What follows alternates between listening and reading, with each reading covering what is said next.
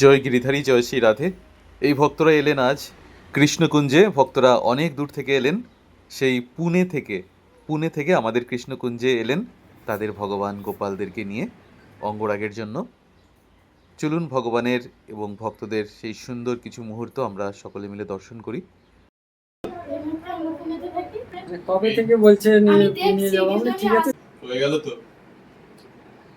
পুনেতে একজন এনেছিল, তো আমার মনে হচ্ছিল আমি একটা বুঝতাম না, আচ্ছা, তো এমনি এনেছিলাম, কিন্তু আনার পরে যে এত শেষ করবে আমরা সেটা কখনোই ভাবিনি। আমার অনেক দিনের ইচ্ছা ছিল এখানে এসে আমার গোপালকে এ করে নিয়ে যেতে। কিন্তু ভাবিনি এত তাড়াতাড়ি মানে এক মনে চেয়েছো, হয়ে গেল, ভগবান ঠিক নিয়ে চলে এসেছে।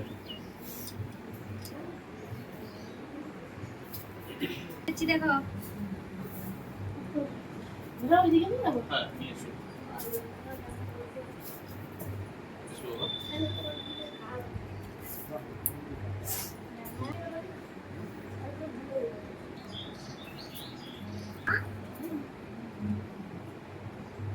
আর আমি বড় হব।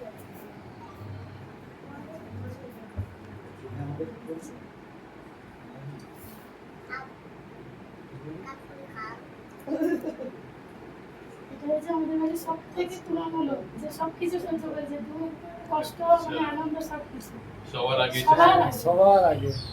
হ্যাঁ, ও বালাজি বিঠ্ঠল দেব আছে না, বিঠ্ঠল দেবেরই আকারে এটা বানানো। আচ্ছা, তবে এরকম ঠাকুর আমরা আমি করেছি, আগে এসেছে আগে আরো বড়, ঠিক এইরকম এরকম। হ্যাঁ, হ্যাঁ, এটা বিঠ্ঠল ভগবান। এটা বিঠ্ঠল কিন্তু ঠাকুর আচ্ছা বিষ্ণু আরেকটা রূপ, ওইটা পুনেতে মানে। আচ্ছা, আর ইনি এসেছেন বৃন্দাবন থেকে। উনি হ্যাঁ, এই মানে রাস্তা দিয়ে যেতে ছিল, ও মানে ইয়ে করে নিয়েছে। আচ্ছা, আর ওই দুজন উনি এসেছে পুনে থেকে, ইস্কন মন্দির থেকে। হ্যাঁ, ইনাকে একজন বামুন বাড়িতে এনেছিল সেবা দিবে বলে, আচ্ছা, সেবা করতে পারেনি হ্যাঁ। উনি, মানে উনি শখে নিয়ে চলে এসেছিল আমার ঘরে দেখে, হুম, ওরা শখে নিয়ে চলে এসেছিল। আমি ওই যে জন্মাষ্টমীর আরো অনুষ্ঠান করি তো, ওটা দেখে ওদের খুব ভালো লেগেছিল, সবাই আসতো। 6 মাসের বেশি হয়ে গেল আমরা দেখেছিলাম। ও যে আচ্ছা, আমি সন্ধ্যা দিতে এসে বলছিলাম, বলছি তোমাদেরকে এরকম সাজাবো যাতে মানে কেউ এলে যেন বলে যে হ্যাঁ একটা সাজিয়ে এনেছো। যেরকম আরতি করতে গেছো কোথায় কোথায় দিয়ে আবার মনে পড়লে যে আমি যে দেখেছিলাম দাদাকে, দিয়ে তারপরে তুরন্ত ওকে লিঙ্ক পাঠিয়েছিলাম, বলছে একবার দেখো না। বলছে ও তো অনেক দূর, আমি যে চেষ্টা করলে সব কিছুই হবে। বলছিলাম চলো চলো, প্রচুর ব্যস্ত আছে, আমি একটু চলো বলে যে আজকে মানে সত্যি হয়ে গেল। এগিয়ে আসতে কিন্তু আমি আরতি করতে করতে বলছিলাম, কিন্তু একটাই নাম এসছে। আর আমি অনেক ভিডিওই দেখি এরকম যে সাজাচ্ছে বুঝাচ্ছে, কিন্তু দাদারই নাম এসছে, বলছে সেইখানেই যাবো। হ্যাঁ, আমি বললাম আচ্ছা। না, বলছে না ওখানে তুমি একবার দেখো। গোপাল সোনা দেখিয়ে দিয়েছে দেখিয়ে দিয়েছে প্রভু যেটাই করবেন একদম। আমি আজকে সকালে বাড়ি থেকে বেরোচ্ছি, হ্যাঁ, দিয়ে আমি বলছি, আমি কোনো কিছু জায়গা গেলে একটা ফিল হয় তো, যেরকম দেশের বাড়ি এসেছি, যেন একটা আপন ফিল হচ্ছে, যেন আমি বলছি আমি কোনো অঙ্গরাজ করে আমি যাচ্ছি, মানে আমার নিজের বাড়িতে থেকেও যেন কেন আপন জনের কাছে কিছু যাচ্ছি, যেন এরকম ফিল হচ্ছে আমার। দিয়ে সকালে বলছি হ্যাঁ, হ্যাঁ, আমি এরকম, আমি যে আমি যাচ্ছি না কোথাও, যেন একটা আপন জনের বাড়ি, যেরকম মানে মানে কি বলবো, একটা আলাগি ঠিকই তো, একদম আপনজন হ্যাঁ, তো। ওই রকমই যেন ফিল করছি আমি। তোমরাই আমার আপনজন, প্রকৃত আপনজন। সত্যি আমি ভাবিনি এত তাড়াতাড়ি আমার পূর্ণ হয়ে যাবে আশাটা। বৃন্দাবন কবে গিয়েছিলে? আমরা গেছিলাম 24শে ফেব্রুয়ারিতে। আচ্ছা, বাহ। 24শে ফেব্রুয়ারিতে গেছিলাম।